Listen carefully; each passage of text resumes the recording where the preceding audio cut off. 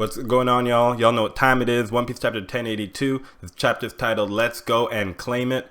And this chapter really just has three main parts. It's going to be the starting part with the Marine, Sengoku, and Tsuru. And then Buggy's declaration with Cross Guild and his flashback. And then lastly, the Sabo returning to the Revolution Army. So make sure to like and comment and subscribe. Hit your boy up. Make sure you make him feel a little nice. And let's get into it. First, we're going to start up right at the top. It's going to be the Marine reaction.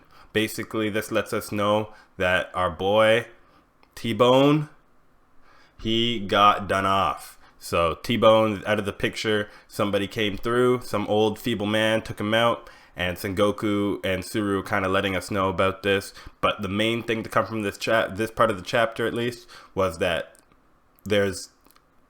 the people aren't trusting the Marines aren't trusting the people, and that Garp has gone and started to do stuff and act on his own.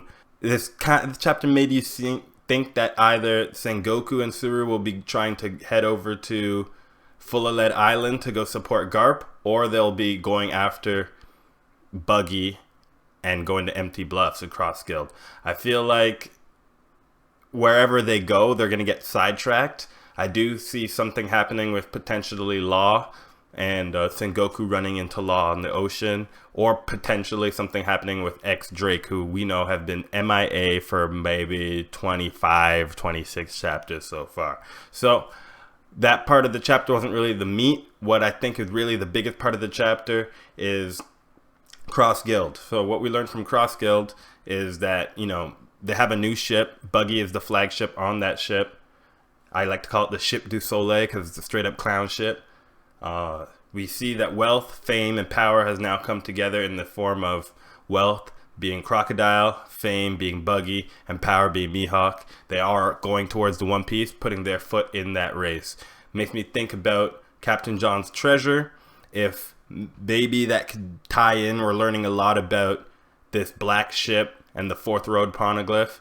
Man with the burn scar. Maybe that treasure could be the Fourth Road Poneglyph, and maybe that's how they end up there, because we do know that they have no Poneglyph rubbing. So that what can differentiate Cross Guild from the rest of the group is that they have the Fourth Road Poneglyph rubbing, and all of them have the other three, so they could fight over who gets the total amount, you know? How did Buggy know that Shanks is now going for the One Piece? Could it be a possible conversation off screen? Could Shanks' arrival at Wano be put in the newspaper and that would be something off screen? But I just found him saying that to be kind of like, he said it like everyone knew already. So I just kind of wonder how everyone knows that, you know, Shanks is in making a move for the One Piece now. What kind of happened? This moment with Buggy, he declares that he is now going for the Pirate King in like a cowardly, you know, putting himself out there way. That moment was epic. It really gave me Usopp vibes. And I'm wondering if the reason why we haven't gotten much out of Usopp was because Buggy and Usopp kind of share a similar disposition. The way that Oda makes gags and jokes. And I feel like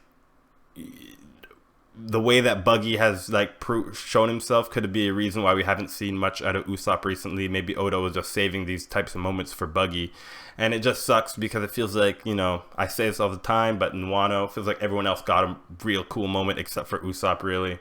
And so yeah, but yeah, this was a really sick moment.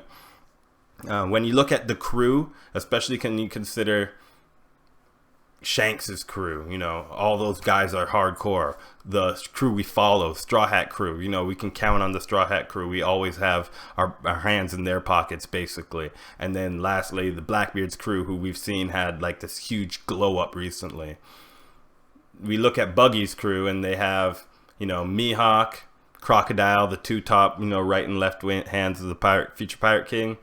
And then we have Mr. 1, Mr. 3, and then Fodder. So like I feel like Buggy's crew needs a glow up.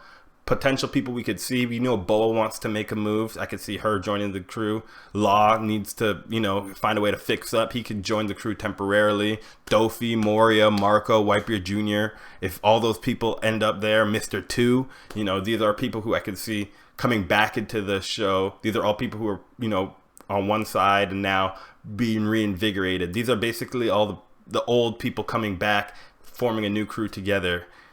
I can see that happening, and I can see how that would work, because the same way that Crocodile said, oh, you know, Dofi, you should work under me, and Dofi said, no, Crocodile, work under me. Both of them are working under Buggy, and neither of them really, you know, are listening to Buggy. So that could be something, a way that they can piece it all together for them.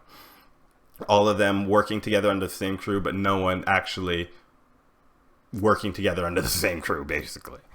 And yeah, so I want to see more members join Cross Guild. They need some stronger forces if they're going to be going after the One Piece. They definitely need to collect some stronger fighters at some point.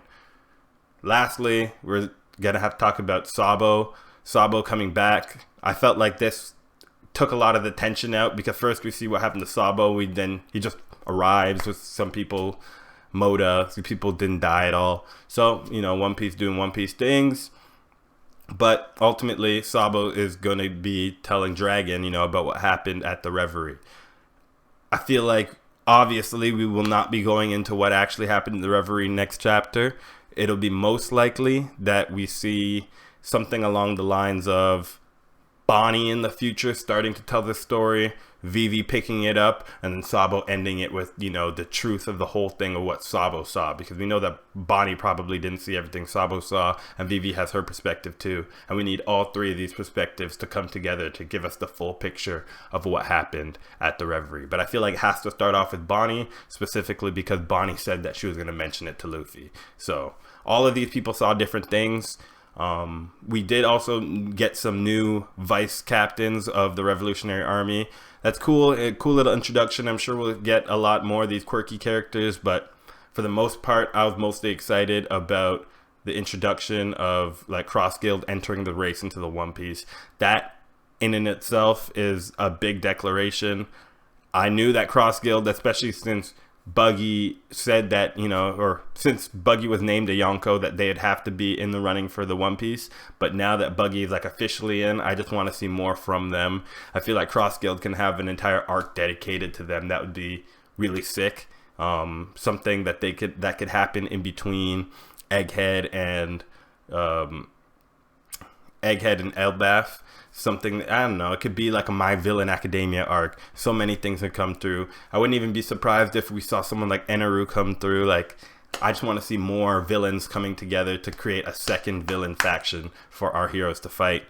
And yeah, so let me know what you guys think about the chapter. This was just a little quick rundown. I wanted to wait to see if Mihawk was really that scared of the other factions. In the leaks, it kind of seemed like Mihawk was kind of shook from having to fight Shanks, but I kind of interpreted more like, you know, you're asking us to fight for you, for like you to get Pirate King. Like, what does this have to do with us? But I can now see more that, you know, Mihawk's just he's kind of just like, yo, I'm not fighting for you. I'm not your dog, yo. If you want to do the One Piece, that's like on you. You know, I'm not gonna take on these people and make them an enemy for your own good. But I really do feel like Buggy kind of showed out in front of these people who were too cowardly to admit something like that, and the other soldiers wouldn't just follow Crocodile. These are Buggy's loyal fans. They need Buggy to keep the soldiers in line. So it could be a thing where, well, I should say Blackbeard also has fodder, and Shanks technically has fodder too.